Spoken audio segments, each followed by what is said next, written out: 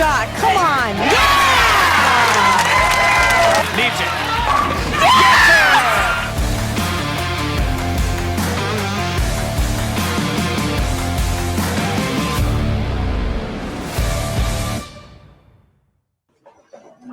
And what a week it's been here in Spokane, Washington, and it all culminates with the Stepladder Finals of the PWBA Gold Bowling Stepladder Finals, the Spokane Open Alive, coming up next here on Bowl TV. My name is Emil Williams Jr. We welcome in Sydney Brummett back with us tonight in this wonderful broadcast. Sid, thank you for joining us first and foremost. Sid, we've got 5 spectacular finalists tonight, led by Erin McCarthy, Dasha Kovalova. The last time we were here, Dasha made the show in Spokane in 2021. Defending champion Danielle McEwen no longer in the race, so we will have a new champion. Could it be Dasha? Could it be Jordan Richard, our number 3 seed? But the opening match, Hope Gramley, the number 4 seed. Yesterday, she was supposed to graduate with her master's or at least walk. She chose to be here this weekend because this is what she's wanted to do since she was 5 years old. She will face Bryanna Cote, the 2021 PWBA Player of the Year. An interesting show and some interesting matches to brew. What comes to mind as we take a look at our opening match with Hope and Bryanna? I think it's going to come down to how quickly can Hope shake the nerves, right? Of course, she's made shows before, and so she has that underneath her belt, but it's a little different when you're out here and you're a member. It just feels different. People remember them a little bit more, and it really goes on your resume, and I would guarantee you she's hoping to win Rookie of the Year in this amazing star-studded class. So how quickly can she shake the nerves, and how much can Bree take advantage of those? Well, there's no doubt about that. And I actually asked her a little bit about did she anticipate nerves? And she said no. She is blessed from the portion of having the opportunity to make a couple shows last year. But she did say, she expects her anxiety to be a little up. She'll be excited. The heart rate will be up in that sense. We know from an athletic perspective, trying to get the heart rate down, and bowlers talk about it all the time. I know you've talked about it. I've heard multiple people talk about just how important it is to get the heart rate down. What might be some keys from your perspective to bring the heart rate down and try to help yourself throw the best shot possible? Really, there's 2 things. One is a pre-shot routine. We do those to create a little bit of familiarity for ourselves. It keeps us in our moment, in our process. It feels familiar. And the second thing is to make sure that a great deep breath is a part of that pre-shot routine. Breathing is known. It's scientific fact that it calms people down. It brings our heart rates down.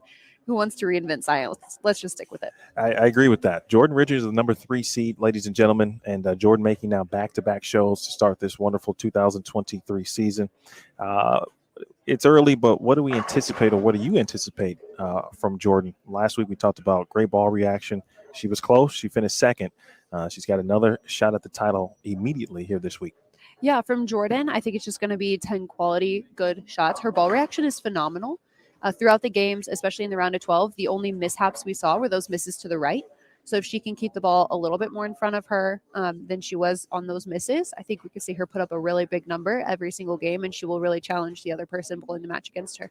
Talked about Dasha Kovalova as the number 2 seed. The last time, again, the PWBA was here in Spokane. Dasha made the show. She had an uncharacteristic final game in that show, 115 to be exact. She did assure me that would not happen tonight. But what do you anticipate from Dasha tonight? Dasha didn't have the best start last week, and that always lights a fire underneath her. And I think we're going to see the most authentic Dasha that we can get today. Her mom is in the building. She's going to feel extremely supported, and I'm just excited to watch Dasha bowl. I think she's going to really enjoy it. She had the mishap last year with the uncharacteristic Dasha. So maybe we'll see her show us why we all know she's a champion. Got that right. She has performed very well in the Stepladder Finals in the past. She is a 5-time titleist. Bryanna Cote, a 4-time titleist. Jordan Richard has 2. The number 1 seed tonight is Erin McCarthy. Erin withstood some runs from Dasha Kovalova late to try to overtake her and grab that number 1 spot, but Erin hung on. The 32-year-old is looking for her 3rd title. What do you expect to see when we get to the title match? Of course, it will feature Erin. It feels like whenever Erin has the opportunity to win, she really takes advantage of it. The first time that I watched her make a TV show was down in Florida at the U.S. Open. I'll never forget Josie Barnes picked All I Want for Christmas Is You by Mariah Carey as her strike song. So Erin just really seems to take advantage of these moments and these situations, and I'm excited to watch her and just to enjoy Erin bowling. She's so grateful to be out here.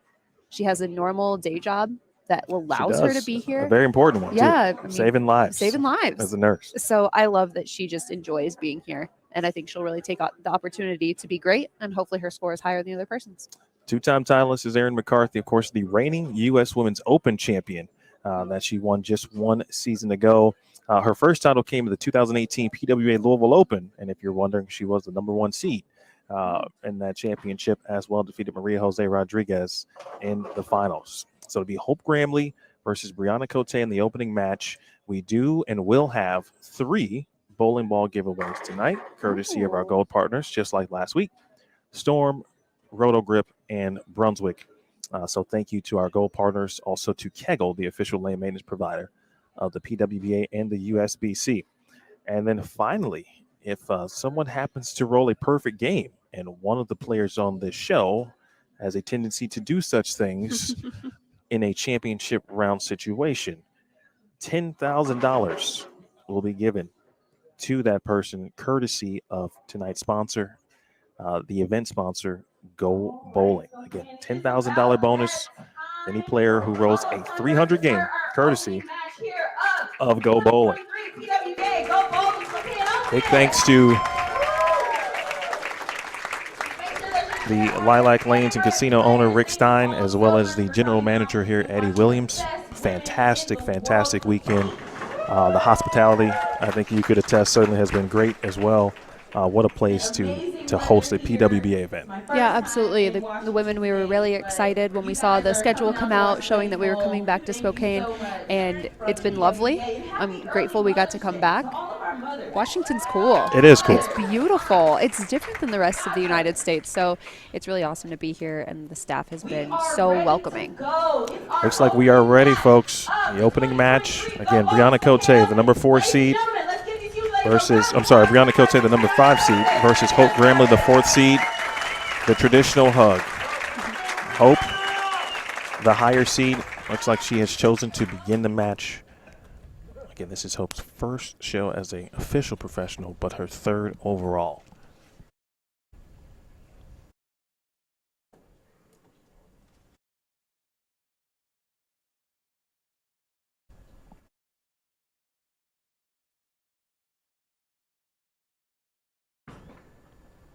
First shot from Hope. That is through the nose, 3, 6, 9, 10. This 38-foot pattern, as it's been put down each and every time, Sydney seems to have gotten harder and trickier each time out.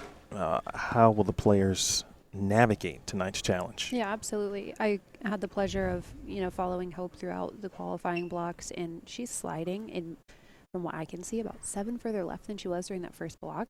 They're just getting flatter, which means the women have to create a little bit more hold with angle, meaning their feet have to be a little bit further left.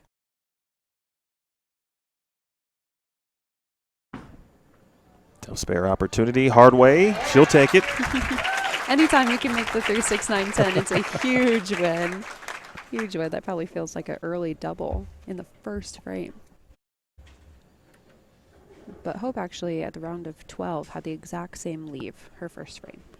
And it's probably not uncommon to her, and that means she has experience doing that, and she'll know what move to make in the next frame.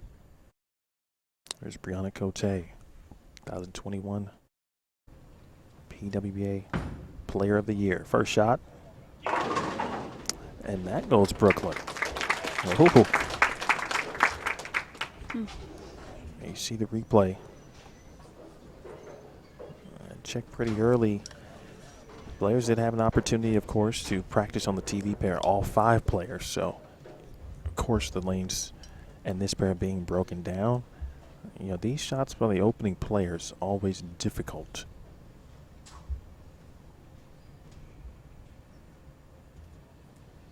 All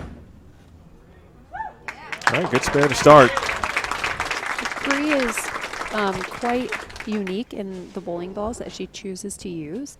A lot of the women this week were throwing bigger asymmetric pieces or very big smooth pieces, such as troublemakers or phase twos, but Bree tends to gear more towards those lower diff bowling balls. She's a little bit slower with her ball speed. She chose to go to 14 pounds in order to combat that a little bit, I think about 4 to 5 years ago. And we're watching her throw the hustle now, which is also low diff.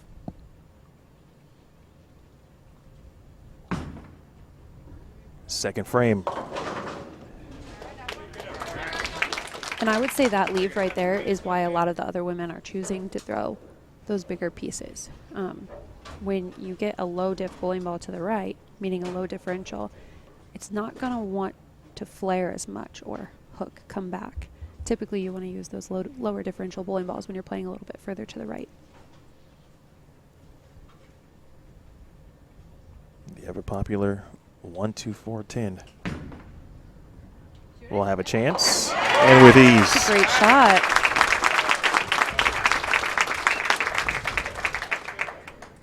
You know, Bree used to joke that if she left a 4-9, it was a guaranteed make, but I thought that one was pretty sure off of her hand as well. That has become one of those spares that at this level, while it's left, maybe more often than not, it's made more often than not as well. Right lane, Gramley. Backs that one to lay off 2, leaves a 3-6, and Hope high on the head pin the first couple shots. Yeah, Hope sliding into about 26 there.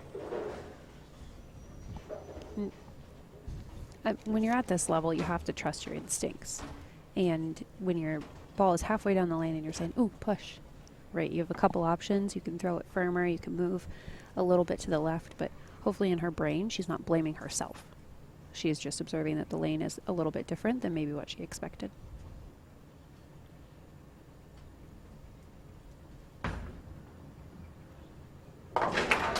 She handles it. Mom Robin is in attendance and has been traveling with Hope and Hope's roommate Olivia Farwell the first couple of events. And Hope said that has made it, from a comfortability perspective, certainly very good. Yes, her first couple of events, obviously, just post her collegiate career, used to coming back off the approach and seeing her teammates. And the first couple of weeks, she has seen a familiar face in Mom.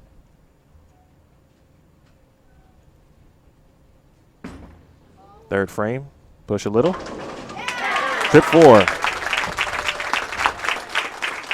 It's got to loosen up the arm swing a little bit. Good look at Hope's approach. 6'1". We talked about that deep knee bend for such a tall player.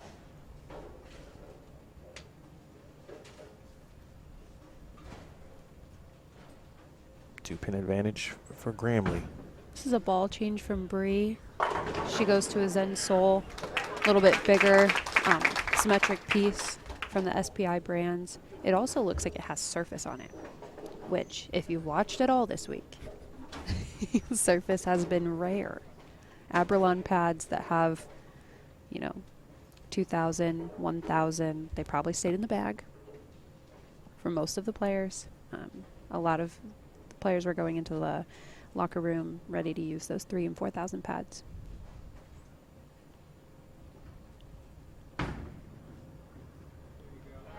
She'll take care of the spare. Why was that, Sid, this week?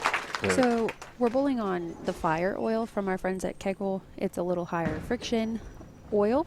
It causes the ball to feel like it's hooking very early. We're also bowling in a higher friction center, right? We don't put in new lanes every couple of years, so lanes are only getting older. And as lanes get older, they hook sooner. So lanes that hook sooner and fire oil means that we need to find a way for our ball to get through the front part of the lane.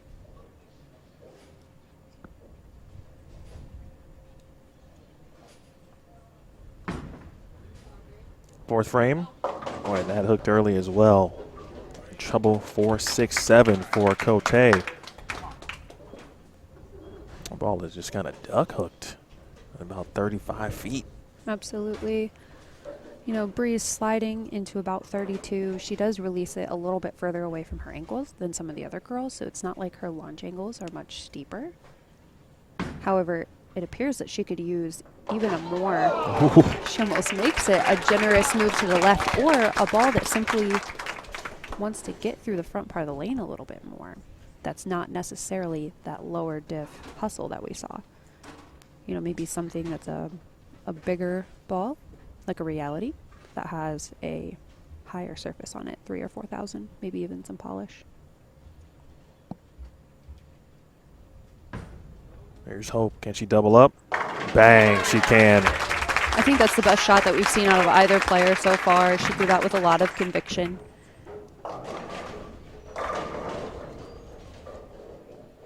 Really good shot there. You can see even the differences certainly where the ball was down lane at the break point in comparison to her first 2 shots, certainly. Absolutely. It felt like until your feet were far enough left through the front part of the lane, the ball wasn't going to get to where you wanted it down lane. It would hook too soon. So you'd feel like, oh, I'm facing the right direction. I'm executing well. My ball's not getting there. It just meant it was hooking early.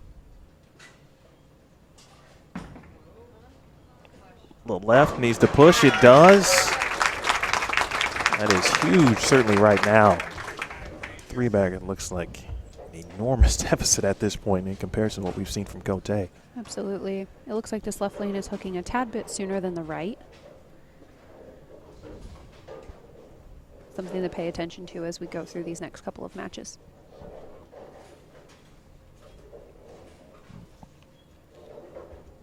You see Cote, 5th frame.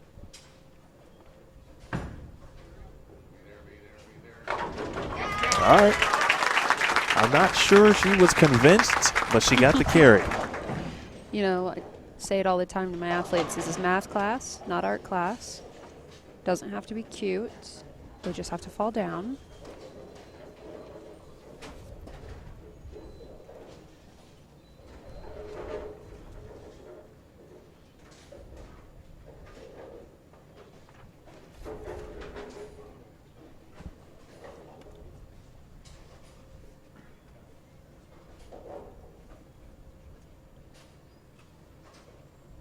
Looking for the important double. Hooka, hooka. All right. What that ball said, it certainly feels like the right, but when you watch it go down the lane and it wants to make the turn, it's kind of laboring. Is she in between at this point? Yeah, absolutely. But it doesn't feel like she even knows that it's going to do the right thing. You know, when your ball's going down the lane, you want to know, okay, that was a great shot. Here's what should happen. And it looks like the ball's going down the lane and she's a little bit unsure.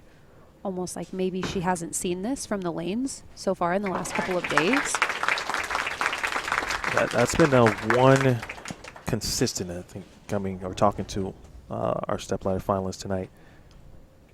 They all seem to have seen something different today, whether it be the round of 12 or even this morning during round 3 that they did not see yesterday.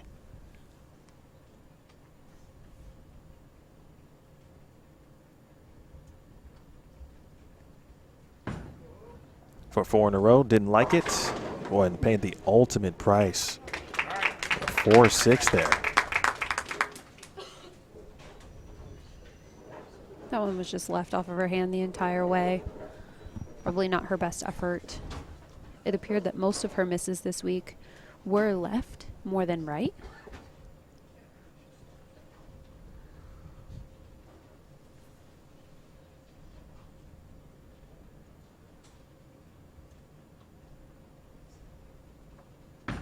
Just looking for the count here, but we have seen pins bounce here at Lilac Lanes. Sure have. There was a 7-10 made this week by Verity Crawley. First open for Hope. So 124 in the 6th. And now still plenty of hope for Bryanna Cote. 3-time Division II Player of the Year. 3-time first team All-American, 5 times total earning All-America status. She's 22 years old. She'll turn 23 on May 27th.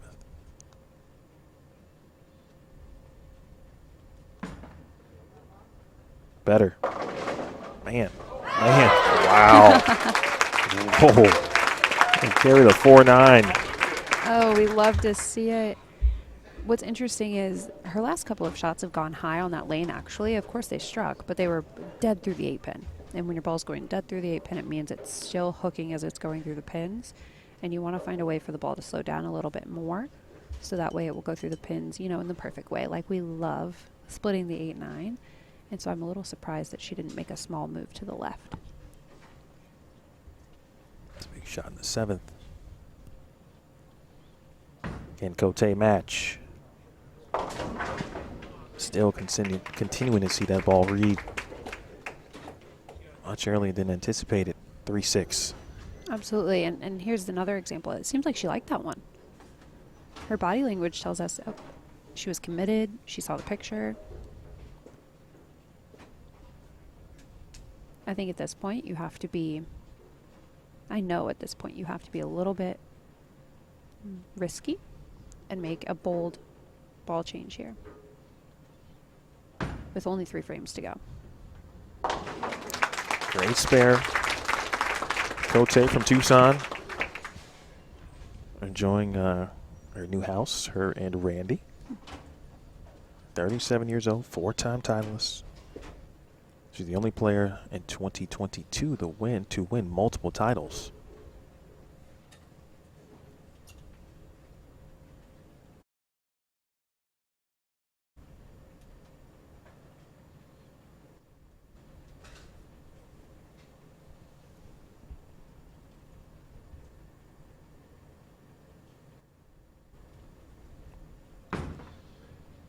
This is a must-have. Bang. Keeps it honest. It looked like a small move from Bree to the left. Also felt that her angles were a little bit more shallow.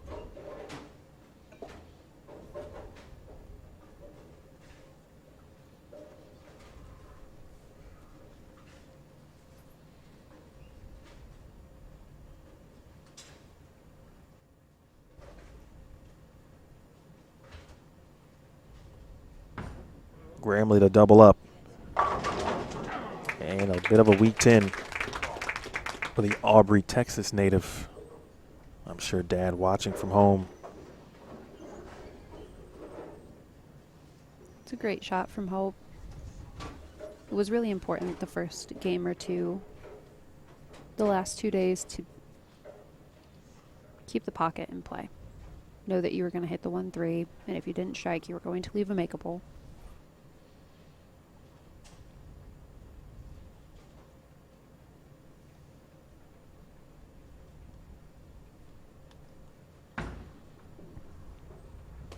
All right, routine spare.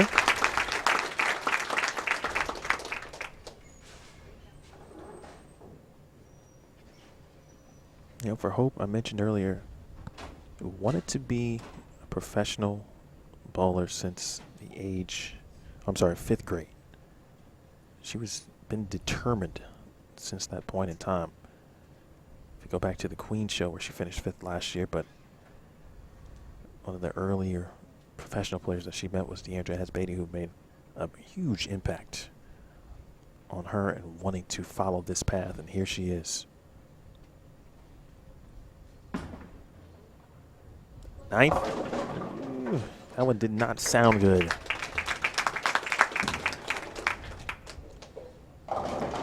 Yeah, I think Deandra tends to have that effect on people. Right, she's so infectious. She was just inducted to the USBC Hall of Fame.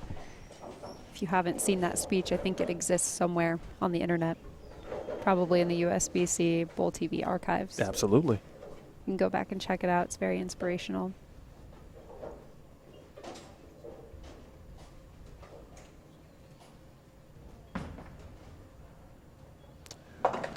Spare made right now. Bree will have the opportunity to apply some pressure here and force Hope to perform in the 10th. But this right lane has been a bit iffy. Yeah, and the interesting thing about that, as I giggle to myself, is that Bree has a tendency that when you think she doesn't know what's going on, she somehow still gets 10.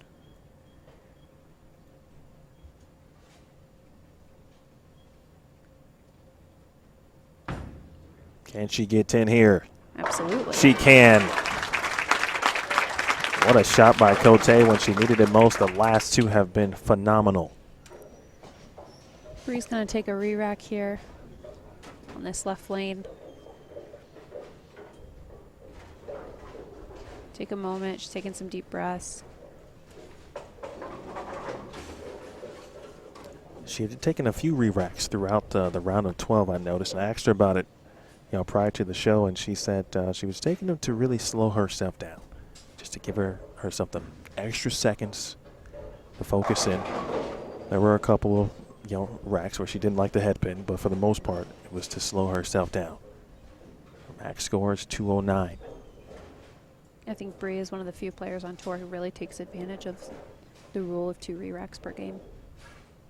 If she can find 2 strikes in the 10th, she's going to force Hope to do the same. First things first. Needs it. Ooh. 3 in a row, you bet. You see her motioning to our tournament directors. Can I get another re-rack, please? She will take her allotted 2 right here in the 10th. Skynet in the chat. Remembering game 5 here in the round of 12. She took 2 also in the 10th frame. This is a huge shot. We've seen a lot of balls hook early on this left lane. She just went high.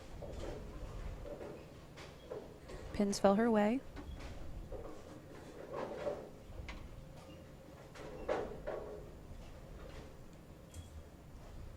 If she doesn't strike here, just a mark of any kind. Hope would advance.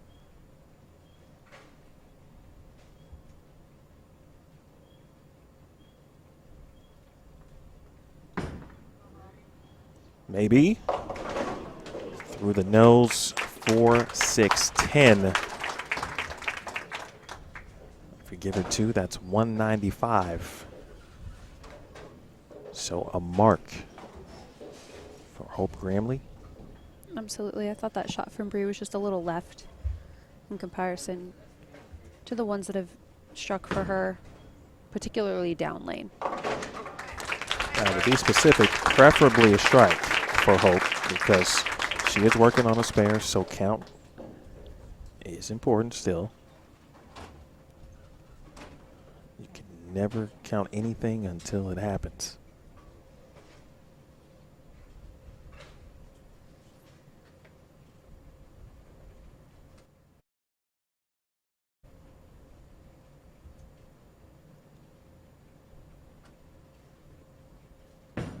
Gramley, she's throwing good shots on this lane. There's another.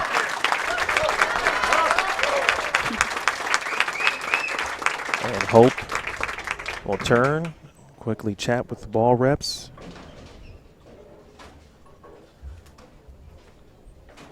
We see her take that huge deep breath right after it strikes, and it's probably got to be a sigh of relief to win that first match. All I got to do is come out here and be myself, and, I've got a chance at this.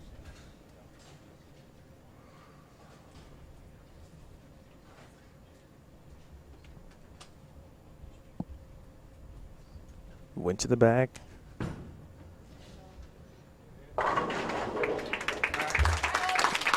Good look at another opportunity here, another piece of equipment, excuse me, and another opportunity to do it again. But how about the week for Bryanna Cote? She will finish 5th. That was her 18th championship round appearance for Bryanna Cote of her career. 11 of those, 12 including today, but 11 in 2021 and 2022 combined.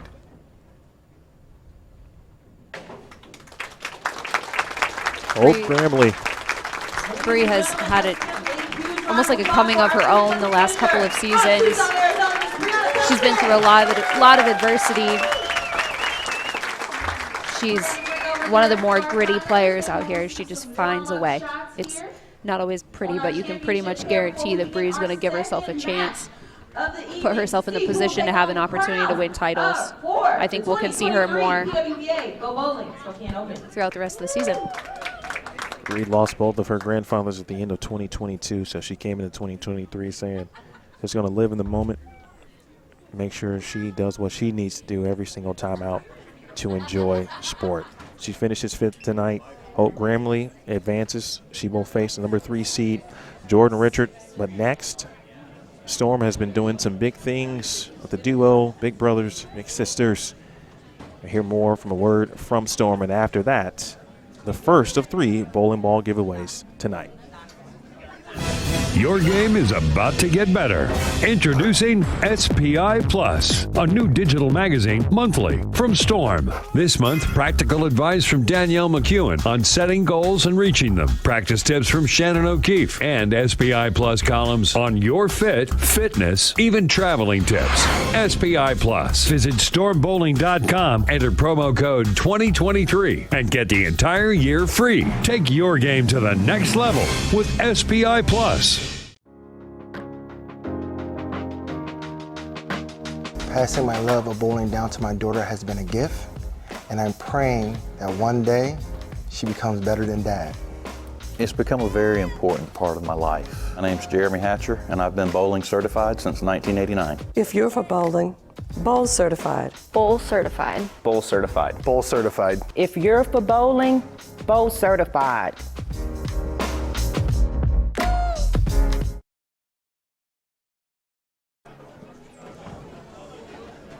And welcome back. Big thanks to Storm and all of our gold partners. Again, Storm, Rotogrip, Kegel, and Brunswick. We will have 2 additional bowling ball giveaways. Right now, the Storm bowling ball giveaway is underway. Chris Pulliam is kind of monitoring the chat and making sure you try to do your best job possible. Live your best life tonight, folks, in this chat. And make sure you click here when you are prompted. Make sure you check the lower third of your video screen. If you're watching in full screen, you do need to back out of full screen so you can see all of the prompts to make sure you enter to win.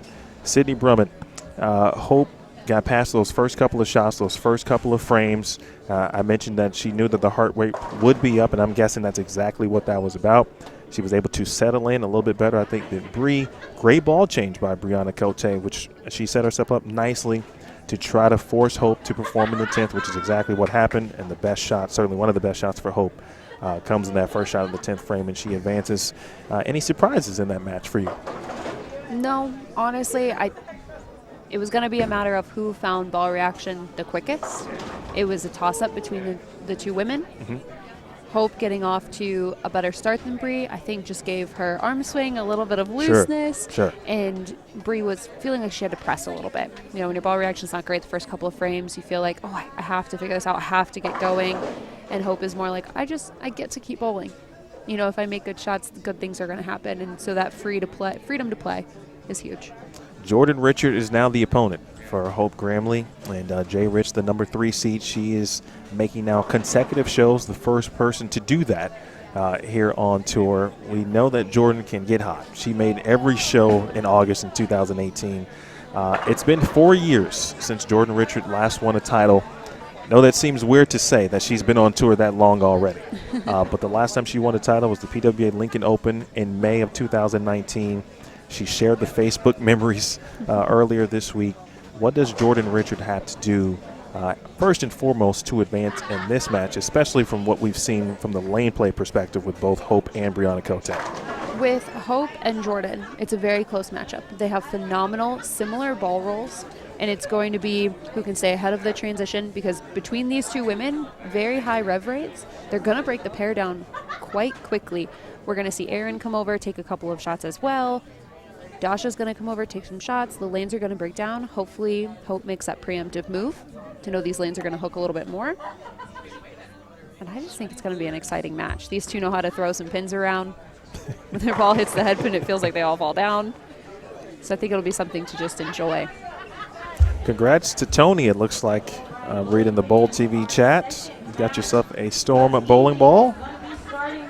As Chris Pulliam mentioned, the Bowl TV crew, the Redemption Squad, will be in touch with you via email to make sure you get all of the details to receive your Storm bowling ball. So congratulations and thank you for joining us. Thank you for participating. The next one is coming up as far as the giveaways are concerned after this match. Final shots here for Jordan Richard as we watch her right now choice to play on the lanes, and it looks very similar, certainly as you just mentioned, to what Hope Gramley may do. Yeah, absolutely. We're watching Jordan throw a cleaner piece down the lane than what Hope is throwing. Hope is throwing a phase 2. That match in her fill balls, she chose to throw her UC2. Hope saying hi to us. But when she chose to go to the UC2, I thought it was a little bit quick down lane, and her phase 2 would probably be the preferable option if I was the one bowling. Now, her brain is obviously thinking different than mine. She's the one bowling right now, so we should probably trust her opinion. Jordan's going to go with the cleaner piece in the RSTX2.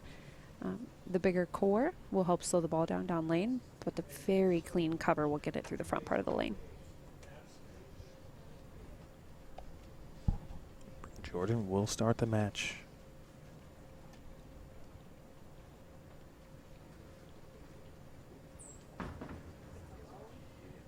Got to kick that 10 early.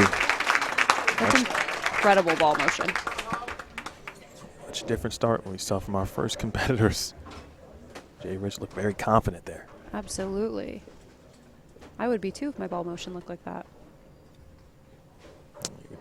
She mentioned earlier she had been using RSTX2. That looks to be that piece of equipment as you talked about. She also used a Fate earlier today also. Hope Gramley. Match 2, first offering. And a Greek church. And that leave last week was the undoing for Hope Gramley. Cost her to an advancement and to the round of 12 last week. Yeah, it looked like she didn't move at all from the last shot that we saw her throw on this lane. And we had just talked about how many shots went down the lane before she got here. I think one piece that she could really take from this match, I know we're only in the first frame, but one piece she could really take from that is next time that happens, I should probably move a couple. Come on, bounce it, Hope. It's a good way to get count. I told you the pins bounce nicely here at Lilac Lanes, folks. That was amazing. Quick little 5-4. You never know, that one pin could come back into play later. Love the leg kick, too. Perhaps we can get Kelly Kulick to provide a few, maybe some dance lessons. You know, Kelly likes to two-step it. Hope looking like she's got some good rhythm. Can she get back into rhythm on the lanes here?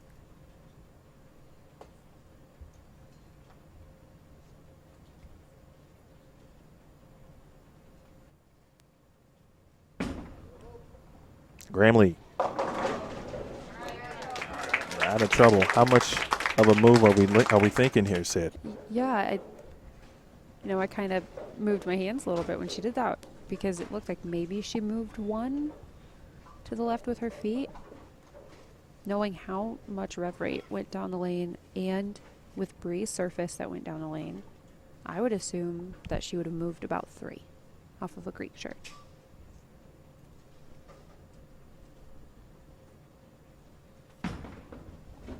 She's all right with the 4-pin, and we'll take it.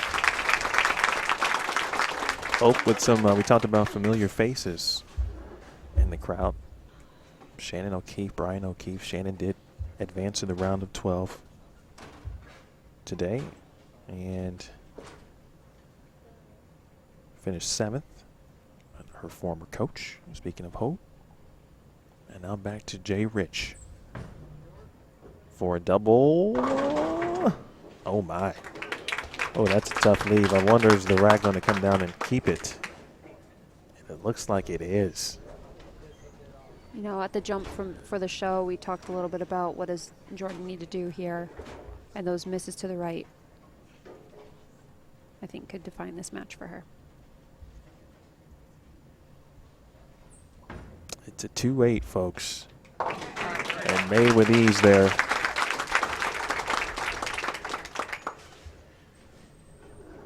I think those pins might have been touching. Yeah, and then shout out to the rack for, you know, no 180 right there. No out of range. Well, way to go, pin setters. Shout out to you. Eddie Williams, the general manager here. Well done.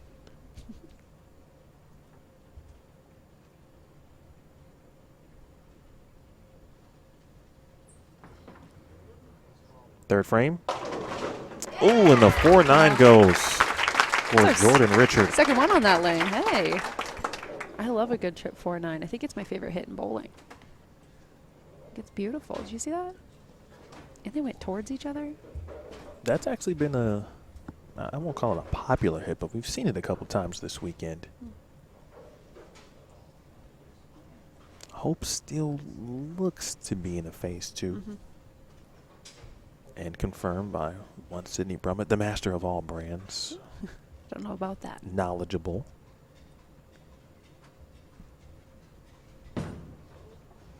Push. Oh. Also not uncommon for Hope Gramley. Absolutely. And it still just means it's not a big enough move. And from my perspective, there are no bad breaks in bowling. It's simply that the ball didn't do the right thing through the pins. The 9 pin simply means that it's a little bit high. I hope you talked to her previous coaching staff at McKendree. She had a tendency, because of that rev rate, to leave a lot of 9 pins. And she'll make the spare. Absolutely. Her rev rate's going to allow her ball to continue through the pins like an absolute truck. With that, she has to make sure to stay ahead of her moves.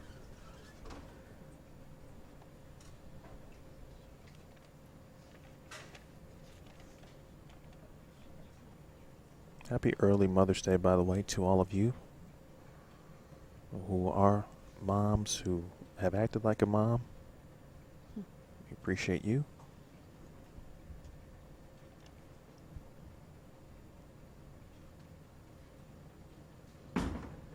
It's a little bigger move.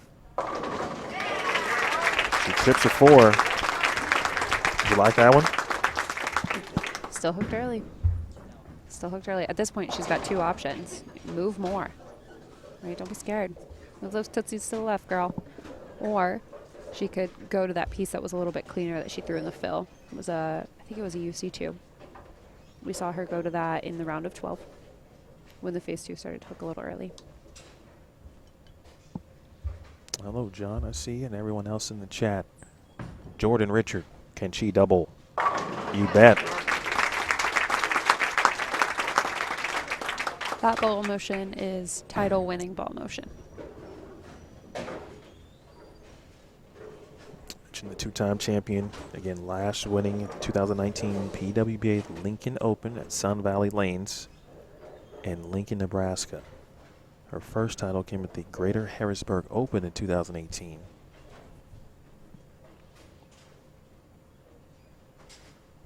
Three championship round appearances a season ago, already 2. The first 2 of the 2023 season back-to-back shows.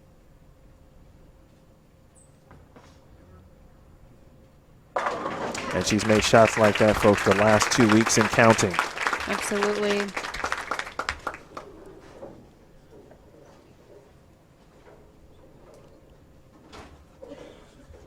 Lane 17 seems to just not want to stop hooking. And that was a tendency throughout the building. One lane typically hooked a little bit more than the other on a pair. The women will want to be aware of that. Play them differently.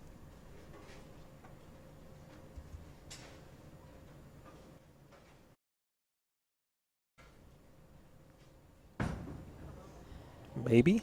And another break.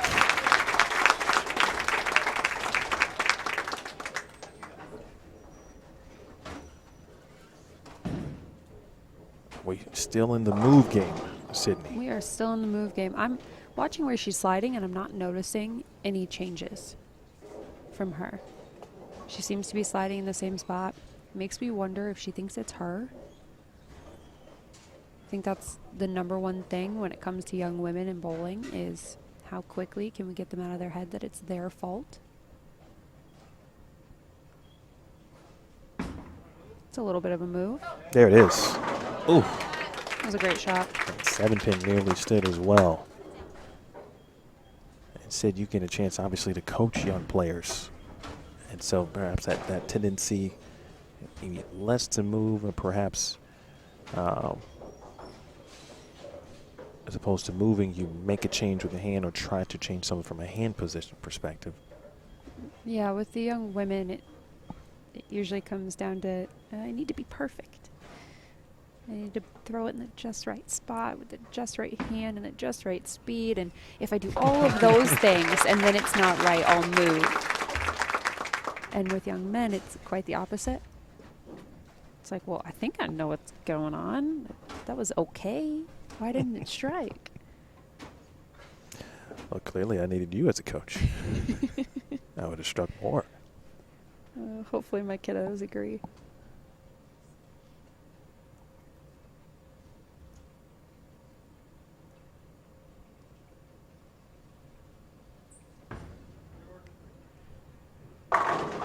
What a shot. 4 in a row now for Jordan Richard. She looks pretty locked in. RSTX2 working. It's Jordan's match to lose. In all honesty, the ball motion's so good. And she's stable, she's confident, she knows what's going on. One of her big keys this season is just being a bit more level-headed. And also not panicking when she doesn't see what she needs or wants. There's been no panic here this match. And still none. 5 in a row for Richard. That felt like the first shot we've seen from most of the women that have come on that left lane, where they weren't begging for the ball to do the right thing. You know, she saw it the entire way down the lane. She pretty much knew it was going to strike. Her body language told us so. Most of the time we're seeing people beg like, oh, go, push. Go through the pins the right way. No matter what happens here for Hope, this will be her 3rd top 5 finish. Making her first as an official member of the tour. Finished 3rd at the Pepsi Classic, 5th at the Queens last season. Did not like it. Get some hold, though.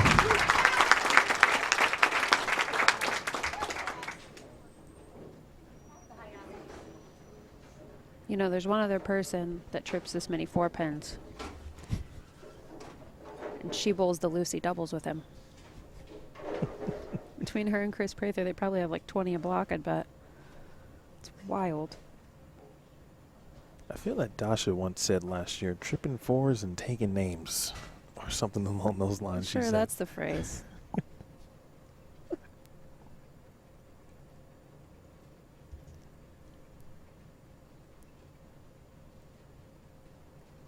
Hope still got 237 out there.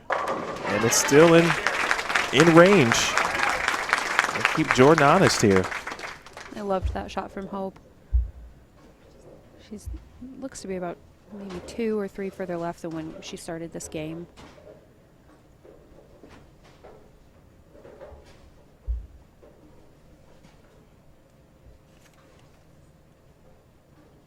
Six-time Team USA member and counting.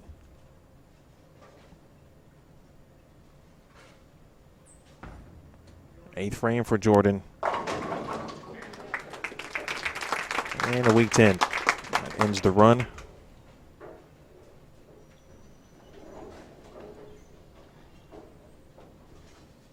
That shot just was a little bit further right down lane than the other ones. She knew she might get the lucky hit on the 10, but instead she'll shoot a spare here.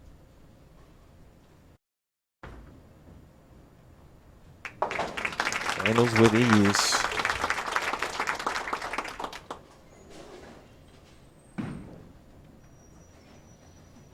Next score 259. But now pacing in the 230s again. The max for Hope Gramley is 237. One thing I like about Jordan is she looked up and she was calculating the score. And there's some people who think, well, the score doesn't matter. You know, and I'll just respectfully disagree with that, right? Understanding the situation that you're in is so important, right? Do I need to make a risky move? That's a great shot from Jordan. Do I need to make a risky move? Do I need to simply make a great shot? What do I need to do? situational bowling is a real thing, right? When you're bowling on your own in qualifying, it is a little bit more, okay, I just need to do my own thing, put up the best score that I can, understand the pace of the field, but I'm not really bowling against anybody. In this situation, Jordan has to know, if I just make 4 more good shots, I'm good. I'm golden. Oh, 8-pin thought about it and said, Great shot for Hope in the 9th.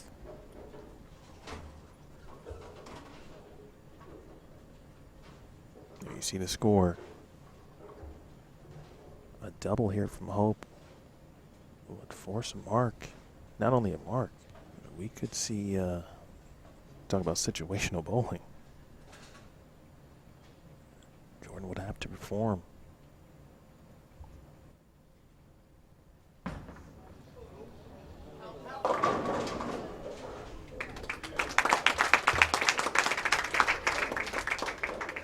It's just left off of her hand the whole way. Shoulder shut down a little early. Fortunate to leave just the 610.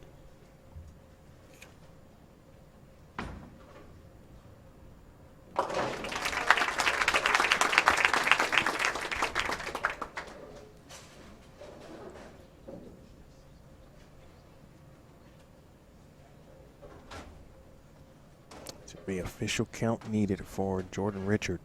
She goes and talks to Steve Jacobs off camera, the Team Storm ball reps.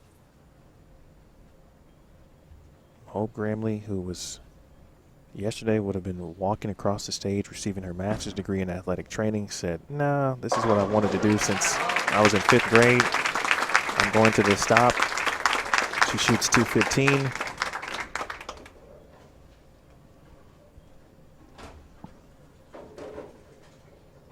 Jordan Richard stay behind the foul line. 7.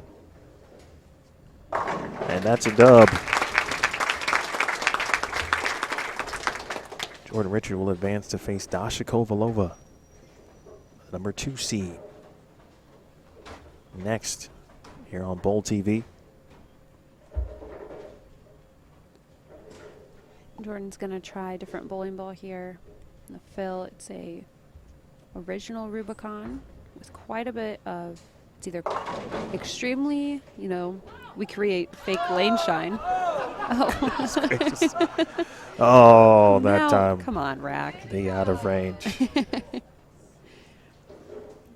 But that Rubicon either has quite a bit of lane, like fake lane shine created by a 4000 pad, or it has polish on it.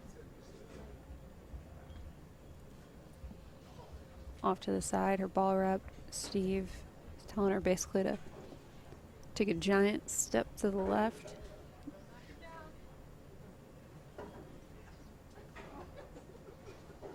Don't forget, folks, next week the USBC Queens, the first major of the season, will begin. These players, and many of whom that you see here hanging out tonight and watching the show, will be heading to Las Vegas.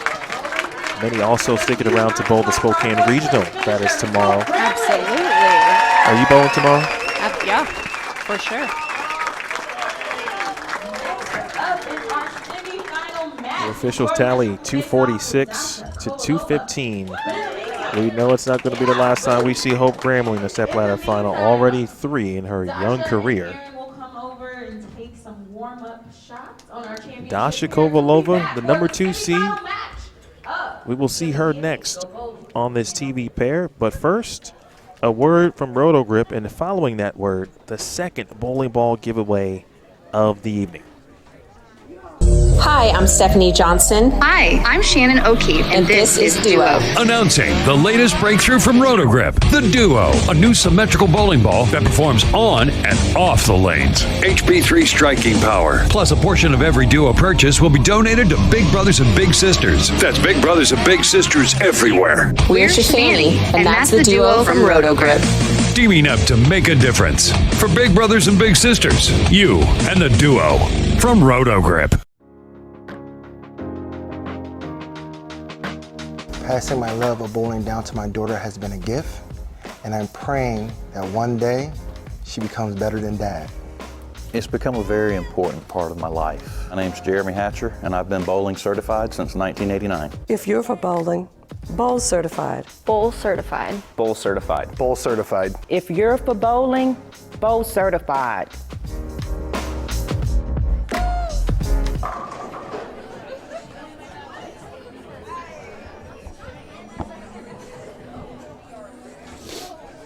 All right, the giveaway is officially now underway. Again, the Roto Grip bowling ball giveaway. So again, make sure you check the bottom third, lower third of your screen for the instructions. If you're in full screen, go ahead and pop out of full screen so you can see everything you need to see. And when you're prompted to click here, simply do what it asks, and then you will be entered to win a Roto Grip bowling ball. Sidney Brummett, Emil Williams Jr. back with you here in the booth, live from Lilac Lanes in Spokane, Washington. Sid, two great matches to open up this Stepladder final, and now we will see Dasha Kovalova. But before we get there, I thought Hope, despite all of the troubles just from the moving perspective, right, and trying to figure out maybe how much to move, she handled it pretty well, I would say, overall, as a young professional. Any advice you would offer or give to anyone else who might be in that situation just moving forward? I would say observe who's taking the practice shots when you get there, knowing that there was a lot of rev rate that hit that while she was overtaking her practice shots on 27 and 28, just knowing I should probably move at least one. The worst thing that's going to happen to me is I'm in a flat 10. It's the worst thing that's going to happen. And, you know, a flat 10 there instead of a Greek church matches Sure. a lot closer than what it was, puts a little bit more pressure on Jordan. You never know what's going to happen. So just paying attention, being observational. That's probably 50% of bowling. It's just watching. Dasha Kovalova now will join us here as the number 2 seed as we watch Dasha on this TV pair get some practice shots in. We watch Erin McCarthy get a couple in as well. Dasha, talking about rebounding quickly, she was not happy, disappointed with her performance. And you alluded to it in the pregame last weekend, and to quickly turn it around. She has that, to me, that innate ability to be able to do that, and that's not something that a lot of players can do. Things can linger from time to time over the course of a few events, but not Dasha. And I saw her this morning, and based on the look in her eye and the way the ball was going through the pins, I'm like, that's TV show winning like Dasha right there. Did you see the same thing? Absolutely. I saw her after the first round yesterday. She bowled quite well. And I went up to her, I said, "Hey, Dash, great bowling." And she goes, "Yeah, I bowled better." I'm like, oh, no. Oh, no, we're all in trouble, because she didn't say, "Yeah, I bowled great. I'm really excited." It was, "I bowled better," which meant that she saw room for growth, going 100 and something over the first block. Yep. On what was a harder lane condition. Incredible. Incredible. And when Dasha sees room for growth, she'll jump on it every time. Yeah, Dasha went plus 108 in round 1. And there were a few blocks of plus 100, but she was solid throughout. In fact, after 12 games, there were 5 players, the top 5, each had rounds of plus 100 or better. In rounds 1 and 2, Dasha went plus 108, then plus 126. It was a battle between Dasha and Erin for the top seed. And again, just like last week with Sherry Tan and Jordan Richard, it came down to the final game. And Erin was able to save off Dasha here. But, Sid, we talked a little bit about this in the round of 12. I feel you have such a special relationship with Dasha, and you know her. Her mom is here. But besides mom, I feel like you know her a lot better than a lot of other people. What makes Dasha special in your opinion? Oh, there's so many answers I could come up with for that. I really think it's how vulnerable she's willing to be while she's playing. She's just herself. She's willing to show us who she is. Bowling is being on this stage, being a professional athlete. You're essentially willing to be on stage in front of everybody all the time. And I don't think Dasha has stage fright. That is well said.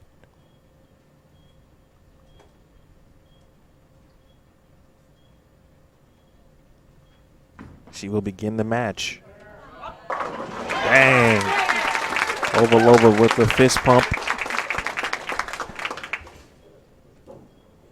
The higher seed has chosen to start each match today. Interesting. I would say it's because the left lane is a little bit more tricky. They want to make sure to finish on the right lane.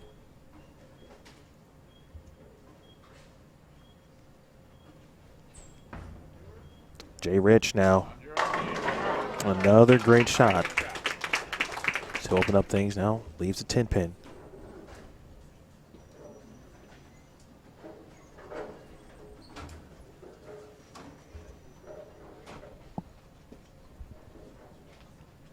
After a shot like that, Sid, I'm imagining it's just about, continuing to be comfortable.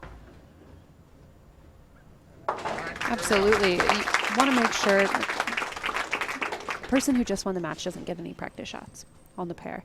So you want to make sure that you're going to hit the 1-3, you still understand what's going on the pair. Leaving a wrap 10. Beautiful, done and dusted, make your spare. Move on to the next frame. Know that you can sit in confidence. I know what's going on this pair.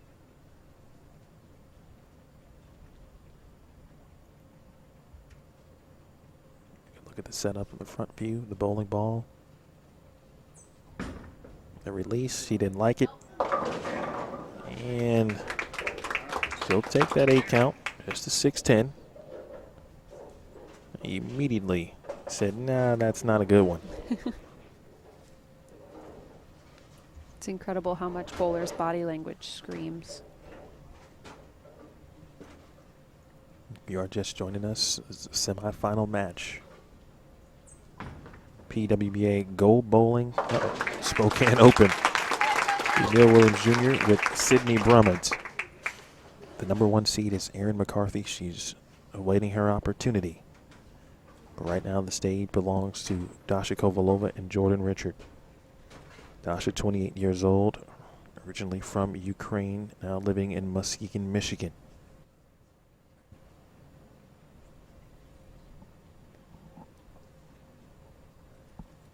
Dasha's throwing an Envy Tour.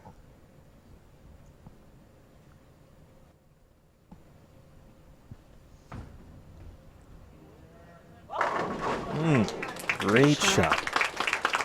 The Envy Tour is a lower diff, asymmetric bowling ball from the brands of Brunswick, specifically the Hammer brand. The interesting part about that bowling ball is it's like barely asymmetric. So I was chatting with my tour rep about what to keep here in town for the regional, and we were like, okay, maybe like 3 symmetrics and 2 asyms. And then we were like, no, you know what? The Envy Tour is like a half and half. Let's pick that one.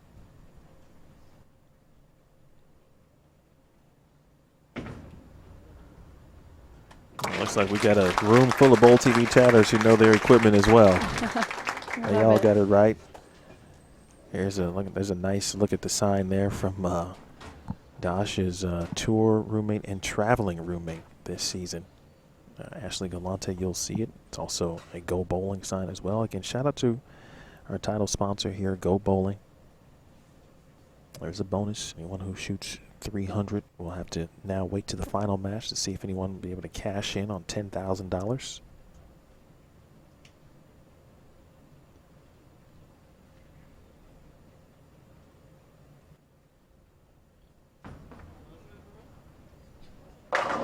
Two for two on lane 17.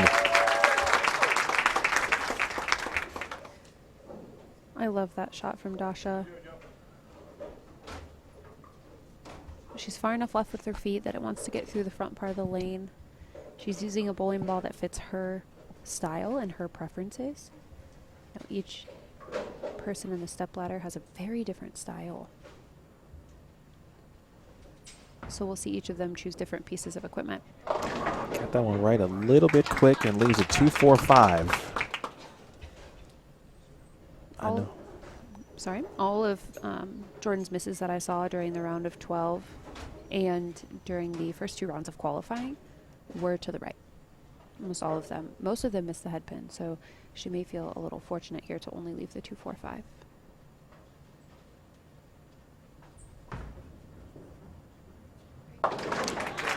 One of Jordan's keys that we talked about pre-match this weekend was, when, and literally when she said, when she got to the good pairs, she really tried to take advantage. And there were some tough pairs for her, and she said, I just tried to make spares on those pairs. Jordan's facial expressions will say it all sometimes. The third frame said it. What will the fourth frame provide? That shot's much closer. Leaving pins on the deck, spinning. Really great shot from Jordan here. Yeah, we had a couple pairs in the building this week that were just incredibly different. 31 and 32 comes to mind. One of our ball reps came down. Jeff said to me, hey, game 5, you're bowling on 31 and 32. It's one of the huge benefits of a ball rep. They'll give you a little bit of that information. He said, and lane 32 is on fire. I said, can you give me a definition of fire, please? He said, move a dot. I said, okay, you got it.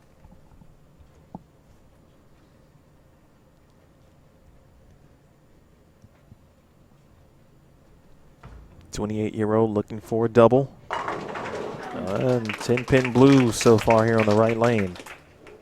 It's another great shot from Dasha.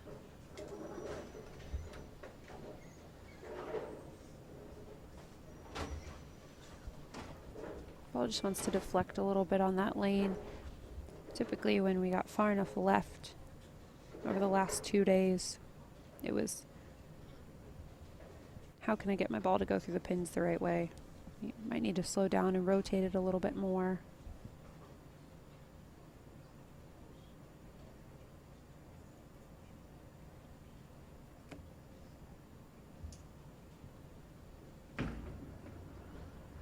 Dasha actually designed that spare ball. I was going to say, that looked like the one. That is her, I think she calls it the Medusa spare ball. Yep. And I remember when I think it sold out. When it came out, she was freaking out. She was like, oh my gosh, people actually want it. But Dasha is the most incredible artist. I don't understand why she thinks that nobody would want it. She even designs all of her own jerseys. Listen, man, you've got to be a G to design your own spare ball and have it sell out. Right? I mean, that's OG status stuff. That's GOAT-like. My stick figures could never.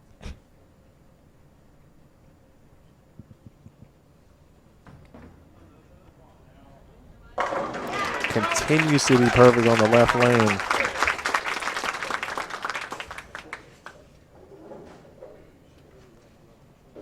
Said you had mentioned what the move might be for Dasha when she gets back to the right lane, because she's got, at this moment, the better ball reaction of the two. This could change right here, right now with Jordan here in this 5th frame.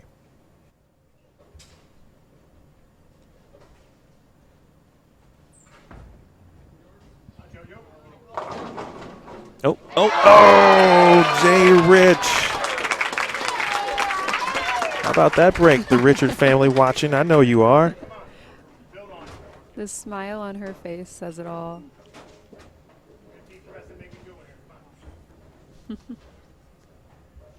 That could be, not going to say it's the moment of the match. Where's Jim Townsend when you need him? But that could be it.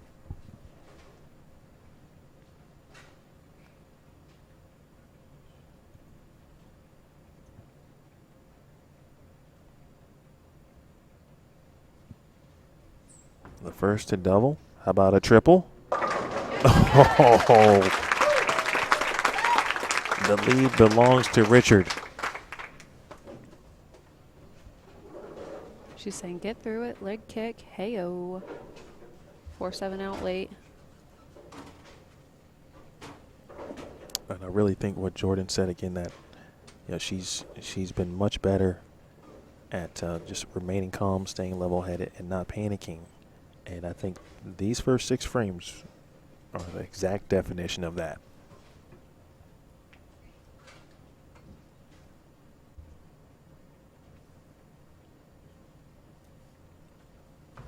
You gotta have a strike here on this right lane at some point. First non-10 pin on this right lane. It's a 2-8. Yeah, it appears that Dasha missed that one at the bottom just a little bit. And when we miss it at the bottom, it means we just don't quite catch it with our fingers as much as we would like to. And when that happens, the ball will skid a little further down the lane. Even just a foot or two makes a huge difference.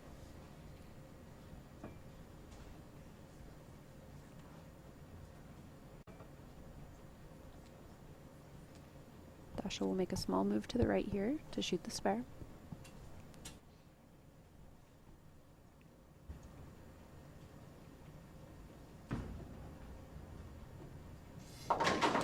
Wonderful spare, 2-8s. Not the easiest. Dasha's still playing the game of Dutch here. Yeah, I will say that's one thing at Wichita they instilled in us. It's how to make that 2-8 and use it to your advantage. You know, they gave us very specific moves for each player on how to make that spare to get more information on the lane. You know, so for example, if you were told, hey, you move 3-0 to the right to make the spare, instead you can move 4 and know, hey, the next time I'm on this lane, if I just move 1 right, I'll hit the pocket. So I'm sure Dasha used that spare not only as a clean frame, but also as information for the 8th frame that she'll bowl in that lane.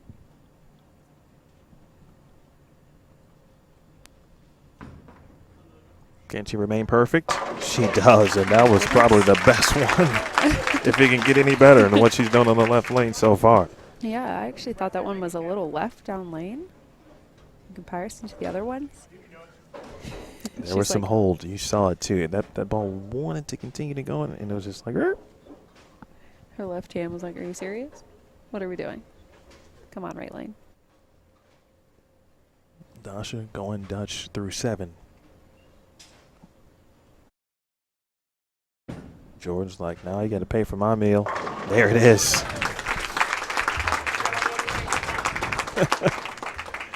I actually don't think she liked that one very much. No, she did.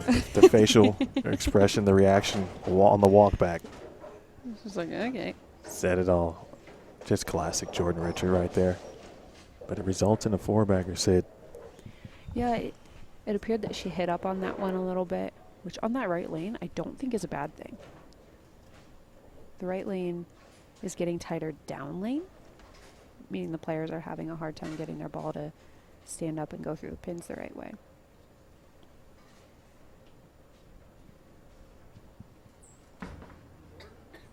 Eighth frame. Oh. All right, we've seen some 4-9s carry before. Just a 9-pin there. Yeah, it felt like a continuation of the last shot. We saw the 4-7 go late. If she chose not to move, the 4-9 would have been a natural progression for the next hit if the ball goes just a little bit higher. Fortunate to only leave the 9-pin here.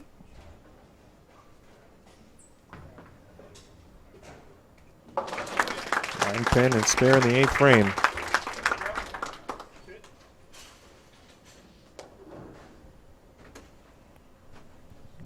We're at a point where obviously Dasha has to double.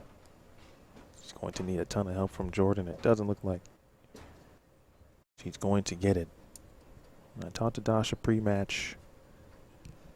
Last week she said, preparing for this week, she just did a lot of crying. She was really disappointed. She couldn't control the nerves last week. She got herself together, one shot at a time.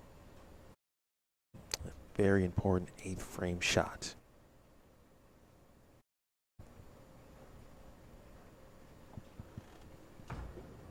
Can she carry? Light mixer works. First double of the match for Kovalova. I watched that a lot for 2 seasons of my collegiate career.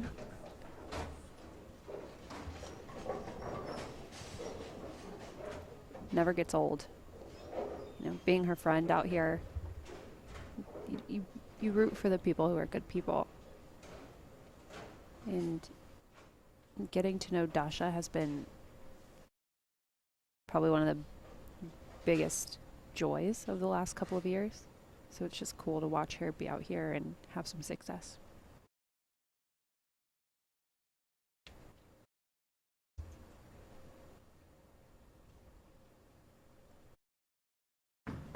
Can she remain perfect?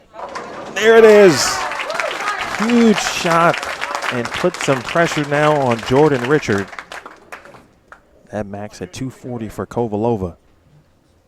It's the furthest right we've seen Dasha's ball get down lane. I was a little nervous. I was leaning back in my chair. Hook somewhere. It did. Max score for Jordan Richard right now. It's 244, excuse me.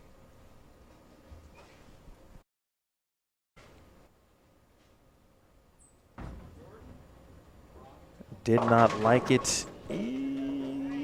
All right, just 8. Use a 3-6. 3-6 is way better than 3-6, 9-10. Way better. Even just a 3-6, 10. Did you see anything different on that shot from Jordan? I actually thought it was one of her better shots.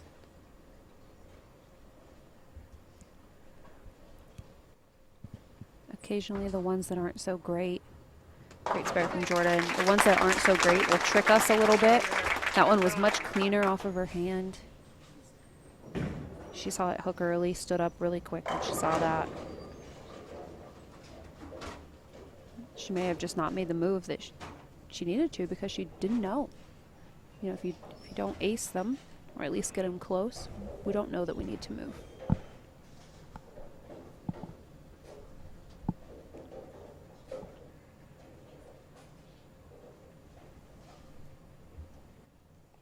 Tenth frame, Richard.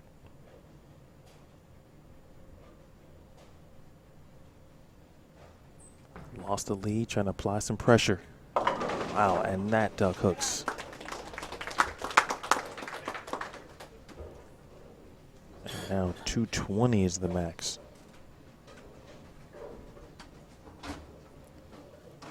Yeah, the X2 for Jordan is getting a little quick when it sees the friction.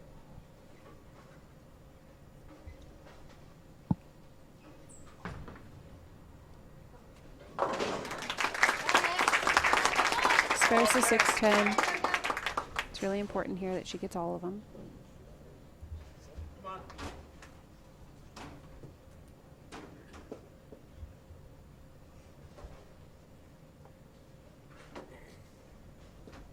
She'll take her time, good deep breath, stay in her routine.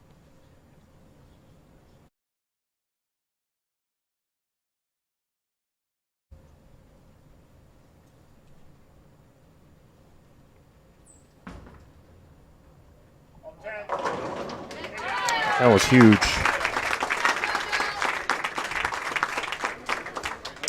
And now, 9 spare strike for Dasha would be 219 if I calculated properly.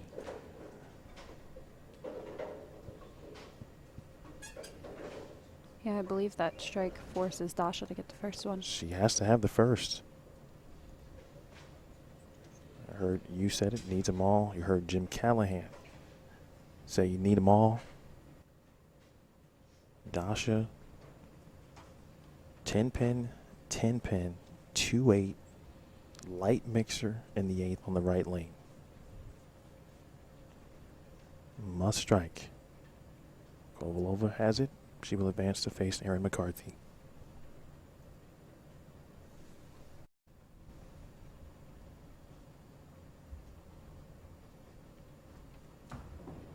For the win, through the nose, 3, 6, 7, 10. Jordan Richard will advance to the title match for the 2nd consecutive week, and will face Erin McCarthy. What'd you see there, Sid? You know, I think she liked it. I don't know if she made a move off of the light mixer.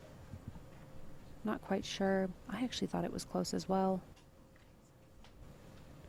The right lane is seeming to be a little bit more tricky. Be a shooter.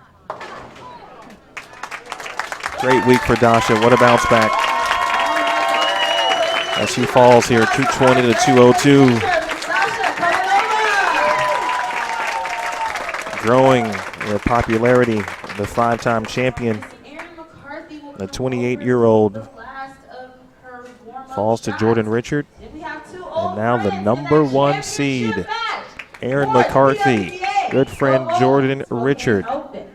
That is coming up next after a word from Brunswick and a bowling ball giveaway to follow. We want to welcome to the PWBA Winner's Circle, Bryanna Cote. This token is the Long Island Classic champion. Dasha Kovalova, your 2022 PWBA Pepsi Classic champion. And congratulations to Birgit Norreich, your 2022 Queen's champion.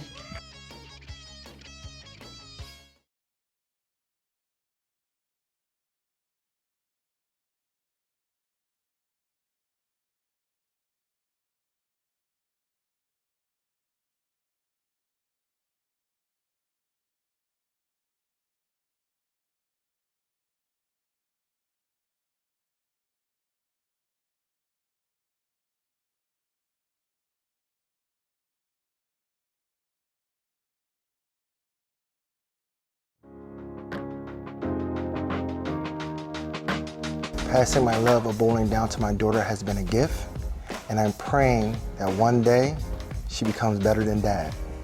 It's become a very important part of my life. My name's Jeremy Hatcher, and I've been bowling certified since 1989. If you're for bowling, bowl certified. Bowl certified. Bowl certified. Bowl certified. If you're for bowling, bowl certified.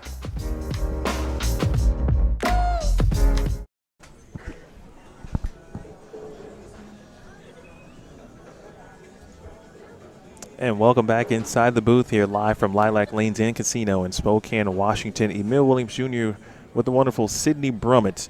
We have reached the title match here of the 2023 PWBA Go Bowling Spokane Open. The newest and I guess final bowling ball giveaway of the night is underway, courtesy of Brunswick. Thank you to Brunswick, Storm, Rotogrip, and again Kegel, our goal partners here on the PWBA Tour. Shout out to William Perry, by the way, who won the Rotogrip bowling ball. So same thing, same rules apply. Watch out, lower third of your screen for all of the prompts. If you're in full screen, get out of that right now so you can see when to click here. That's all you got to do. When you see it, just press it, you're entered, and I do hope you win. Maybe Sid will sign it for you at some point. Who knows? Sid, what a great match we just saw from Dasha and Jordan. It was in Dasha's court. She had an opportunity there, goes high at the end. But talk about briefly the bounce back week for Ms. Kovalova. You know, I think it was really important to her. Nerves are a big factor for Dasha, and last week they just got the best of her. This week she comes out, she's strong, she's the Dasha we all know and love, and she's just herself. She's playing for the love of the game, and that's the Dasha we love to watch bowl, right? And I'm excited to see what the rest of the season holds for her. The reality is she's 28 and she has 5 titles. It's not the last time we'll see her. 5, that's right. 5 of them. That's crazy. So Erin McCarthy, as we watch Erin take her practice shots here, the number 1 seed, 32 years of age, looking for her 3rd PWBA title. Erin has been in this, certainly in this position time and time again, has performed admirably when it matters the most. Winning the U.S. Women's Open, she's made 2 additional U.S. Women's Open shows. And now the number 1 seed. What do you anticipate from a lane play perspective? Now that we're in the title match, we've had 4 matches before that at this point, or 3, excuse me. Are we seeing Erin maybe be a bit further left, certainly, than Jordan and or Dasha from that vantage point? Yeah, I think we will. Erin will tend to shape it a little bit more than both Dasha and Jordan. Jordan does have a higher rev rate, but she is firmer, so she can keep her angles a little bit more in front of her. Erin is a little bit more rounded through the middle part of the lane, but that will play to her strengths, I believe, especially because the lanes are starting to get tighter down lane. Spokane trying to get loud, thanks to Robin Graves. We'll see the Go Bowling signs. There it is right there in the crowd. Do we have a winner in the bowling ball giveaway? Did I see it? Did it not? Did it happen? Looks like Christopher. Congrats, Christopher. You got yourself a bowling ball, courtesy of Team Brunswick. The final discussions being had. Erin McCarthy and her ball rep, Nathan Bohr. And for the all right, bowling fans, the time is now. Looks like Miss Erin McCarthy is going to get us started for the championship match. 4th consecutive time, the higher seed will begin the match. I'm not surprised by that one. Erin will not have as much trouble with the tightness down lane that the other girls have had, and it may play to her advantage on that right lane. McCarthy, primal shock. And similar to how we have seen some first frames go for some players across this stepladder final, that one hooks early. Certainly, she leaves a 3-6-10. This pair is going to have just as much, if not more, play than any pair that the women have seen so far in the last 2 days. We're going to see them be a little bit further left. Interestingly, I saw Erin use one of her practice shots to shoot a 3-6-10. And the opening frame open.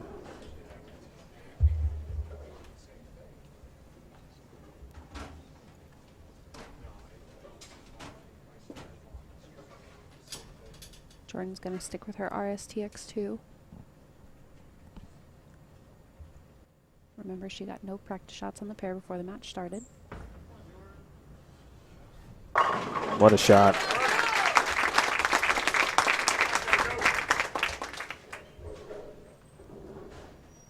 Great shot from Jordan. It's got to be confidence-inducing, knowing I've already bowled 2 games on this pair.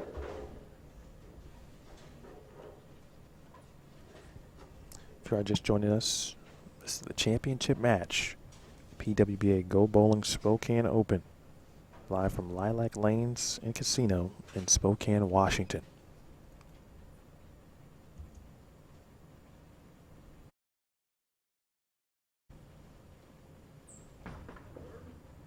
Richard. Oh, kick out that 7-10. You know, I'm in the booth, I'm shaking my head. And I'm doing that because of how stinking good Jordan throws it. Like, I can't get over it.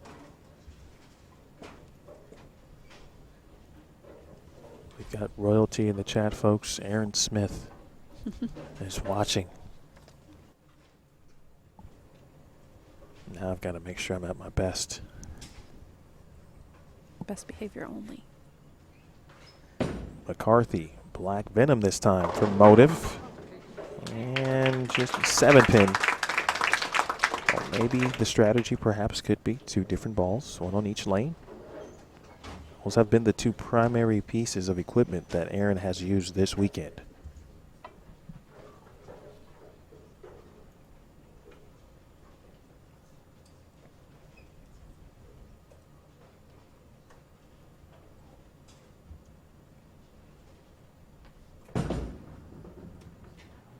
Uh-oh. And 2 early opens, 2 miscues. You know, you don't lead the tournament having a lot of missed makeables, so it feels like these 2 spares may be uncharacteristic for Erin throughout the last 2 days.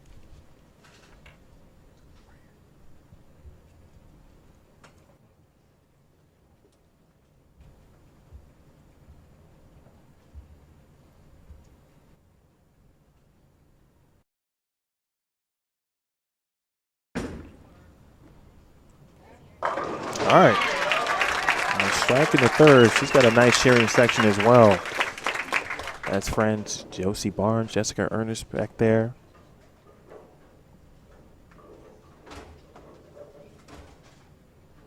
Needed that, especially at the start that Jordan certainly is on.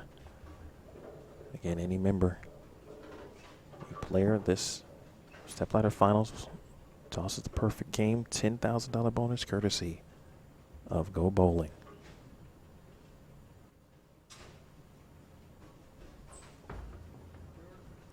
Three in a row. Yep, you did it, E. You did it. 2-4-8. This right lane is just a little snug. can see her kind of lean back, like hook.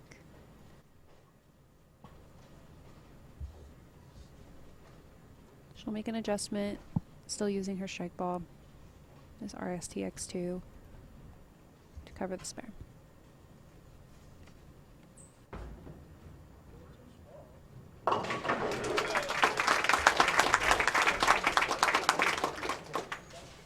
She'll handle the spare.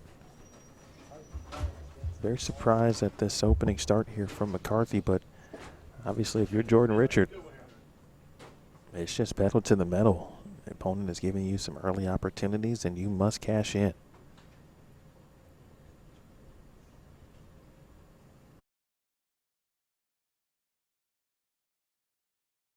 Look at the crowd. The setup from Jordan.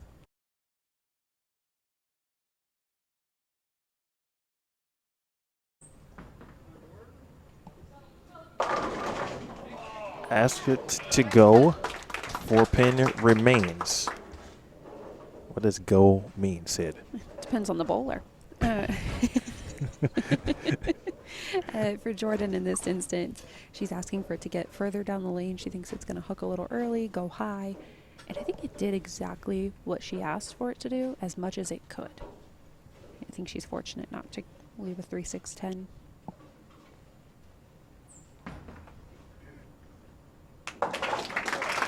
Bowling is this interesting sport where we have all these different slang ways of saying things, and depending on what part of the country you're in, it could mean something completely different. When my new athletes come to campus, I think the first 2 weeks is like, they'll say something, I'm like, what do you mean by that? Can you explain it? Make sure we're all on the same page. McCarthy would love a double, and she gets it. Very nice rebound. This is 3-6-10 and a 7-pin to start. And now back-to-back jacks. Again, throwing 2 different balls, 1 on each lane. Yeah, I don't hate that idea at all. Like, I think something we forget is we're bowling on kind of 2 different fields, if you want to think about it that way. Right? It's like playing 2 holes of golf at the same time. Strategy is not going to be the same always. Sometimes, maybe, but not exactly the same.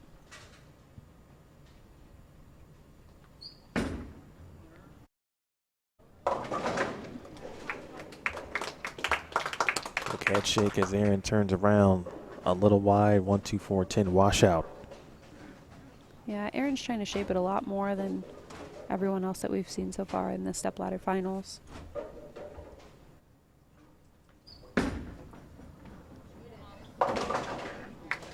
She'll take 2.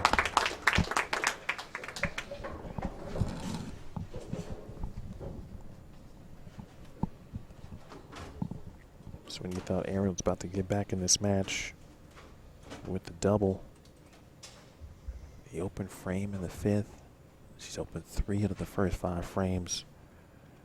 Nathan Bohr have a quick chat.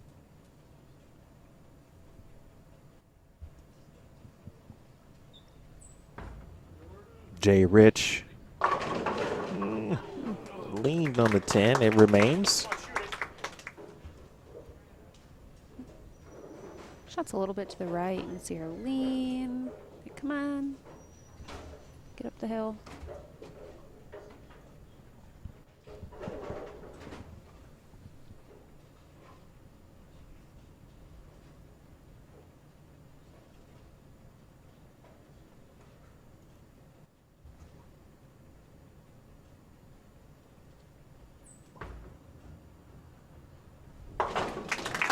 Ooh, she would have made the 7-10 if 7-pin was standing. Well, we've seen it once. Heyo. Oh, Jordan with that spare in the 5th. Clean across now 1.5 matches.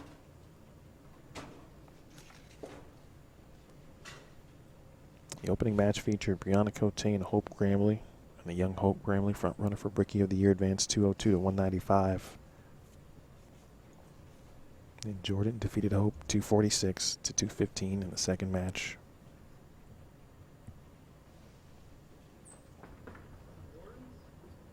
High flush. Jordan then defeated Dasha Kovalova, the number 2 seed, 220 to 202. And here we are in the title match. A perfectly executed shot from Jordan. You know, Erin and Jordan are really great friends. Erin knows when Jordan's feeling good.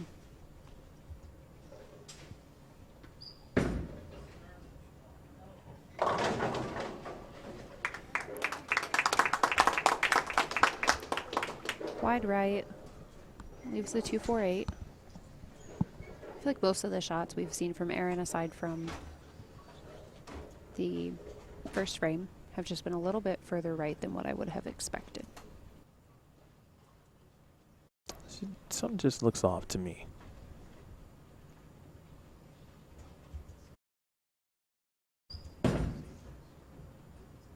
All right, she'll make the spare.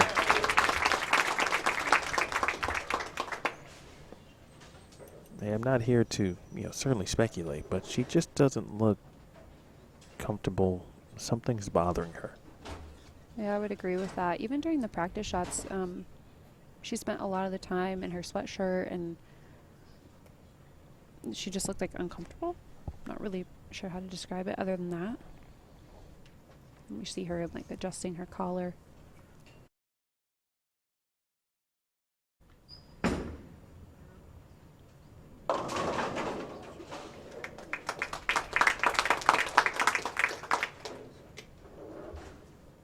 Yeah, Skynet, I'm definitely going to say it's not any jitters by any stretch. She won the U.S. Women's Open, so that's not it. She just doesn't look comfortable. I think I've watched Erin enough. She's bowled in a U.S. Women's Open show with a horrendous back, where she stood the entire show because she couldn't sit for too much pain. I'm not saying that that's the injury, but I am saying she's not quite Erin right now.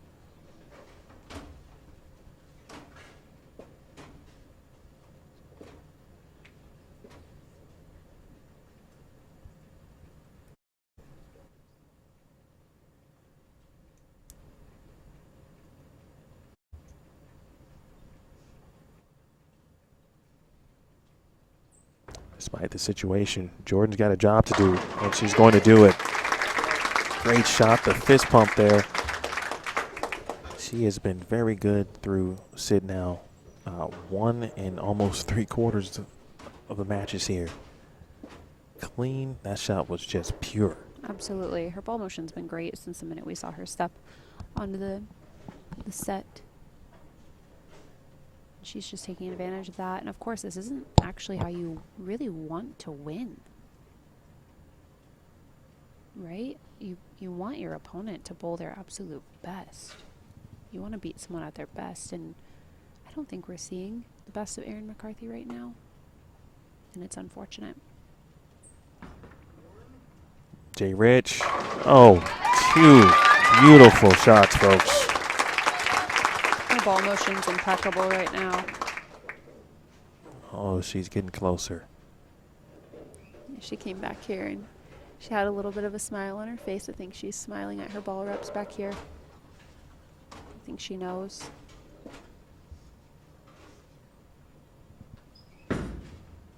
Eight frame.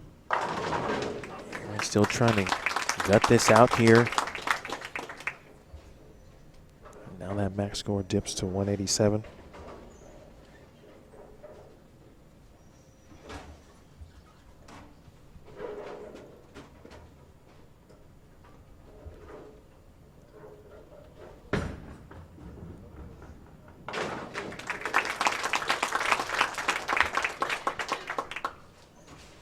Mentioned the USBC Queens is next week.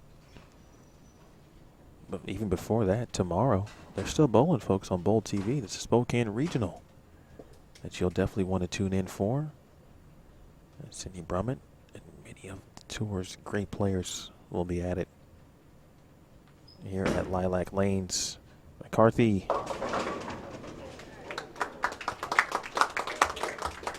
4, 6, 7. Well, there's 2 things certainly going on here. Obviously, one, we know that Erin is not quite right. But at the same time, Jordan Richard has had the best ball reaction. She has been fantastic in each of these matches. And now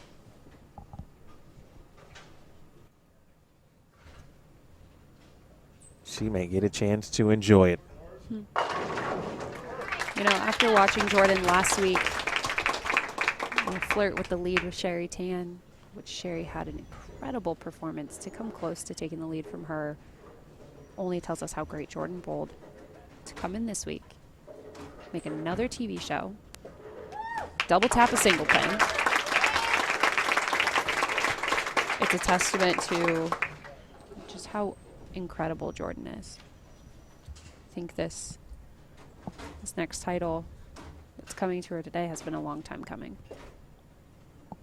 It's been 4 years since Jordan last won a title. But that drought is over. Oh, there it is, folks. The step backs, maybe some tears, the look up. This Richard family has been through a lot. Loss of Jordan's brother, Matthew. Her first win since that time. Celebrate it, JoJo.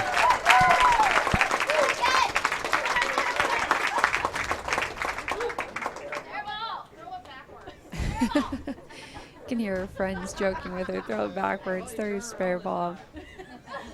Congratulations to Jordan and the Richard family. Oh, this means a ton. Oh, spare ball strike. Bang on the spare ball. 234. The embrace off camera to her ball rep, Steve Jacobs, as Erin finishes things out. It was May 11th, 2019. Just a couple of days, 4 years and 2 additional days, folks. And Jordan Richard is back in the winner's circle. She has won her 3rd PWBA title. I'm just going to avoid looking at her so I don't cry. Avoid looking at Jordan. Oh, well, you hate to see it end this way for Erin McCarthy. She bowled so well the entire weekend. Something's not right. No speculations here, but we know. I don't think she is not feeling well, but this moment, it belongs to Jordan Richard. She defeats Erin McCarthy 234 to 153. The trophy presentation upcoming. Owner Rick Stein, General Manager Eddie Williams here in the building. This trophy is beautiful. Did you guys Isn't it? see that? It's stunning. Presenting our trophy, we have owner of Lilac Lanes and Casino, Mr. Rick Stein. Mr. Eddie Williams.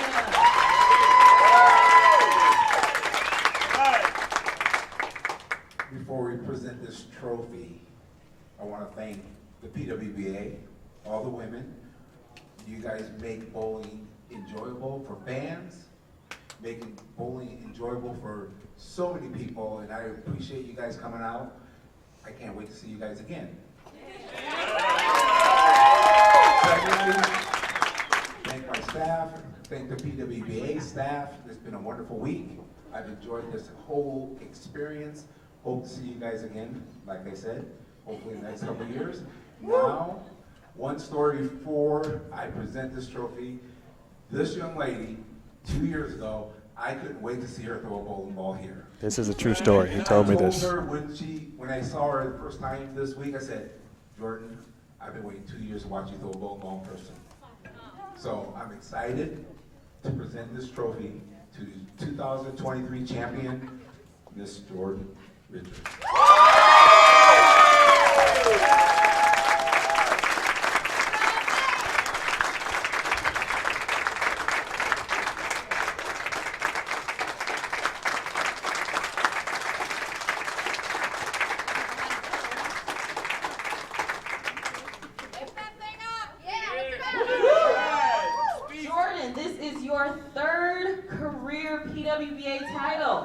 back-to-back shows, starting off the season. How does it feel? I'm speechless. It's been a long time coming, and it's been 4 years since I won, so this is bittersweet. Yay! Speaking of bittersweet, I know you had the championship match against a good friend of yours, Erin McCarthy. What was the mental preparation in that for you? It was just go in and take care of myself, and whatever happens, happens. Nice. Well, ladies and gentlemen, your 2023 PWBA champion, Jordan Richard. Thank you all for coming out. This week has been an amazing week of bowling.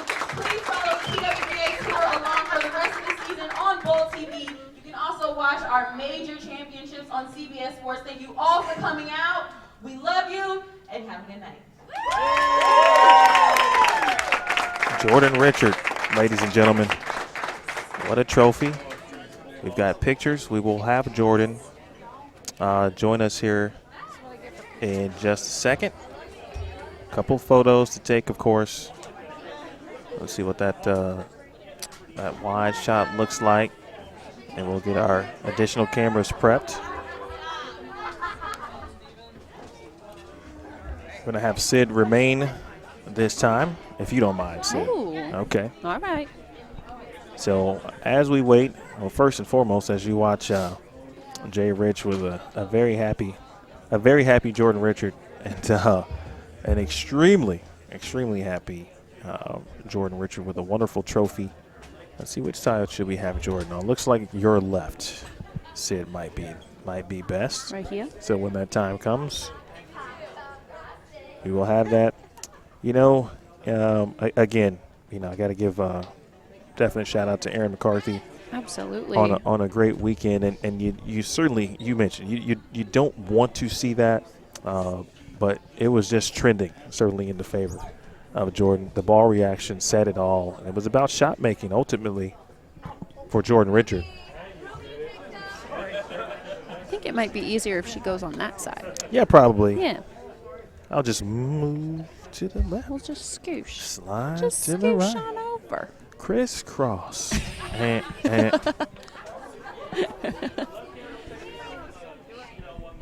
Yeah, I think we said it right out the jump from Jordan's first match on this pair. It was title-winning ball reaction.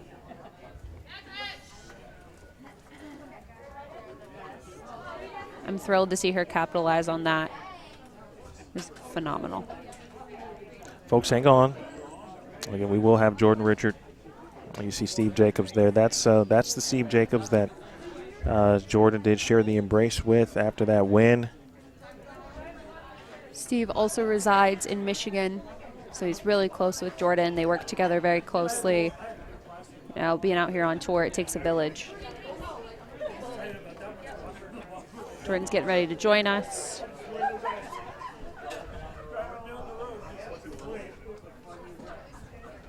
You know, I thought Jordan was way taller, so now I feel like I got to do one of these. Is this on? Yes, it is. Okay. How you doing? I'm good. Congratulations. Thank you. I know, obviously, it was an emotional moment. Certainly, we talked pre-match about it being 4 years, 2 days really after. I know. Since that last title, you go out there and get it done. Your ball reaction was great throughout. What were the keys for you during these matches to come away with this championship? It was really just stay down, and I knew that if I stayed down on it, I would throw it right, and that's all I had to do. I mean, there's a couple that got away from me. The ones that I sent right, they're just too quick, but I mean, I got a lot. I got breaks too, so they fell when they fell, and I ended up on top this time.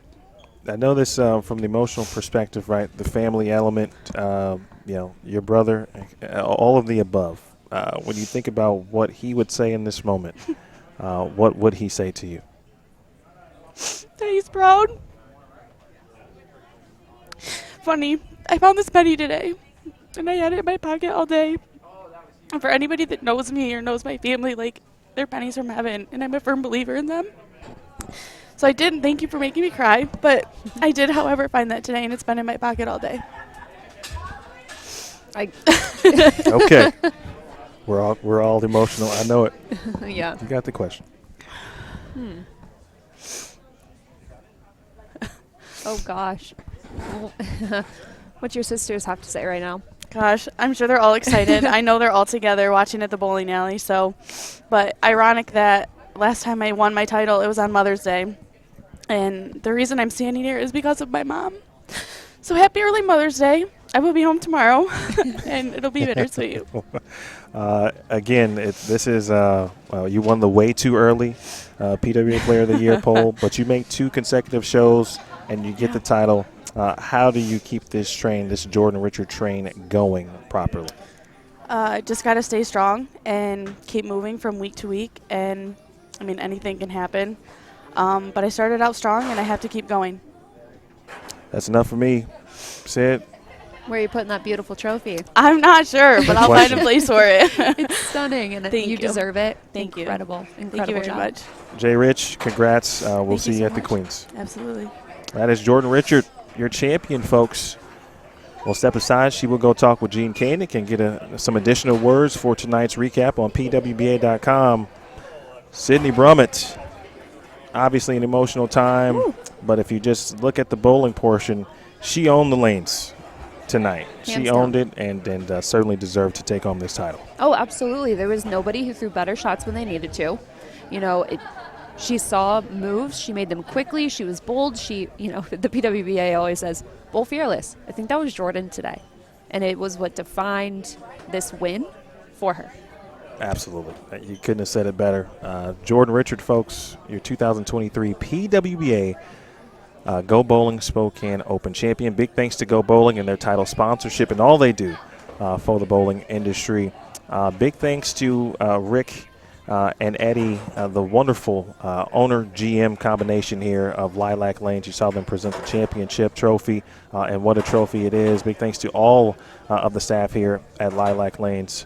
Big thanks to our PWBA staff, Robin Graves, Damon Sirocco, Devin Jones, Gene Koenig, Patrick Martinez for getting all of the sights and sounds that you will see on the PWBA YouTube channel. Make sure you subscribe to that, as well as all of the PWBA social media channels. I want to thank Jason Thomas, our fearless producer and director, during tonight's show. Fantastic work, JT. We appreciate you. Thanks for giving me that coffee, my man. You saved my life earlier this afternoon. So for Sydney Brummett, I want to thank the United States Bowling Congress, the BPAA, the Bowling Proprietors Association of America, its board, the USBC board, Kegel, Brunswick, Storm, and Rotogrip, proud gold partners of the PWBA Tour. Certainly the athletes, the Jordan Richards, the Dasha Kovalovas, the Hope Gramleys, the Bryanna Cotes, just wonderful, wonderful athletes. And it's our pleasure to bring you all of this action. And certainly you, the Bowl TV community, without you, you guys are the best bowling watchers in the business, and we certainly appreciate you for tuning in. What a moment for Jordan Richard and the entire Richard family, and you watched it live on Bowl TV. So for Sydney Brummett, my name is Emil Williams Jr. More bowling tomorrow, the Spokane Regional. Make sure you watch that in the morning. That's coming up on Sunday.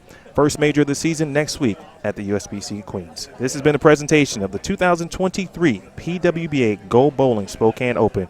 You watched it live and only on BowlTV.com. Bowling lives here. Good night.